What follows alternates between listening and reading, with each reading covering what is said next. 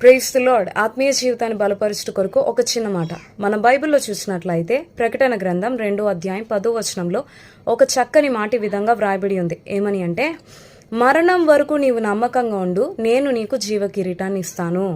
ఈ మాట ఎవరు సెలవిస్తున్నారు అంటే సాక్షాత్తు ప్రభువైన యేసుక్రీస్తు. ఎవరికి అంటే, యేసుక్రీస్తు యందు ఎవరైతే విశ్వాసం ఉంచారో ఆ విశ్వాసులకి దేవుడు ఈ మాట, ఈ వాగ్దానం సెలవిస్తున్నాడు. మరణం వరకు నీవు నమ్మకంగా ఉండు. నీవు జీవించినంత కాలం మరణం వరకు నమ్మకమైన విశ్వాసిగా ఉండు. నా కొరకు బ్రతుకు. నీకేది అప్పగించానో ఆ పనిని మరణం వరకు నమ్మకంగా చేయి. నేను నీకు జీవ కిరీటాన్ని ఇస్తానని ప్రభు సెలవిస్తున్నాడు. ప్రియమైన దేవుని బిడ్డ, ఈరోజు నీ జీవితంలో దేవుడు నీకు అప్పగించిన పనిలో కానీ, నీకు అప్పగించిన ఏ బాధ్యతలో అయినా నువ్వు నమ్మకంగా ఉంటున్నావా? నీ నమ్మకత్వాన్ని బట్టి ప్రభు మెచ్చుకుంటున్నాడా, లేకపోతే సంతోషిస్తున్నాడా, దుఃఖిస్తున్నాడా? ఒక్కసారి ఆలోచించు. ఎందుకంటే దేవుడు నమ్మదగినవాడు, ఆయనకి నమ్మకస్తులు కావాలి.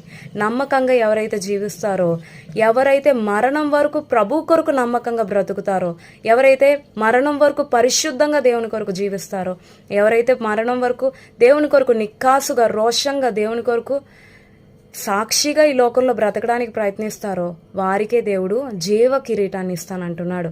అంటే నిత్య జీవంలో నిలిచి ఉండడానికి జీవ కిరీటం అన్నది చాలా ప్రాముఖ్యం. ఆ జీవ కిరీటాన్ని ప్రభు అనుగ్రహిస్తానంటున్నాడు. ఈ లోకంలో మనం ఎంత బ్రతికినా ఒకానొక రోజున ఈ లోకాన్ని విడిచిపెట్టి వెళ్ళక తప్పదు. అయితే ఈ లోకాన్ని విడిచిపెట్టి వెళ్ళిన తర్వాత వెళ్ళాలన్న గురి, ధ్యేయం నిత్య జీవానికి వెళ్ళాలి అన్న ధ్యేయం కలిగి ఉండాలి.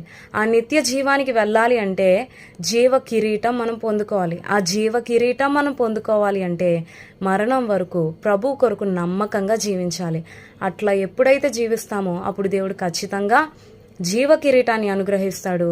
నిత్య జీవంలో నిత్యము ప్రభుతో ఉండే గొప్ప భాగ్యాన్ని అనుగ్రహిస్తాడు. కాబట్టి మరణం వరకు నమ్మకంగా జీవించడానికి ప్రయత్నిద్దాం. తద్వారా దేవుడిచ్చే జీవ కిరీటాన్ని పొందుకొని నిత్య జీవానికి వారసులుగా అవుదాం. అటువంటి గొప్ప కృప ప్రభు మనకి దయచేయనుగాక. ఆమేన్.